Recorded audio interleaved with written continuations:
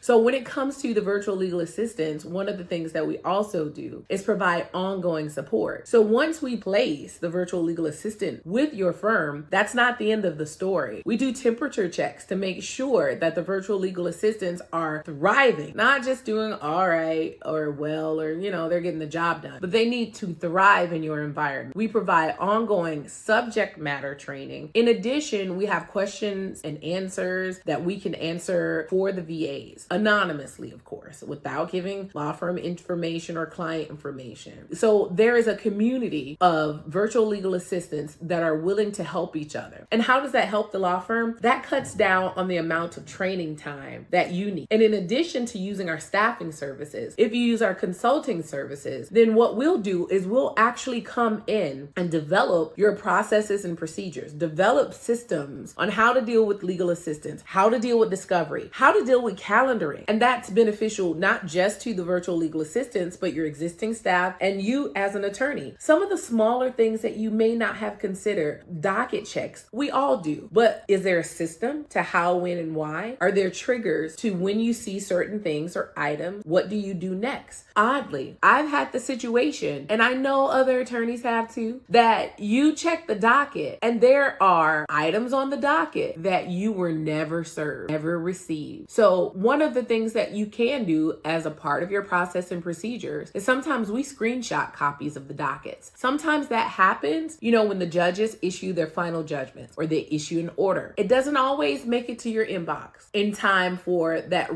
deadline. You may have missed it. Maybe there was an error. When you do your routine docket checks with triggers, does this screenshot look like the previous screenshot of the docket? If not, do we have that document? When you see a particular item that comes through, this is what you do next. This is the trigger. This is when you contact the attorney. This is when you notify the client. All of those things are handled by a virtual legal assistants, and they're powered by the particular law firms or particular lawyers' predilections, preferences, and your system's policies and procedures.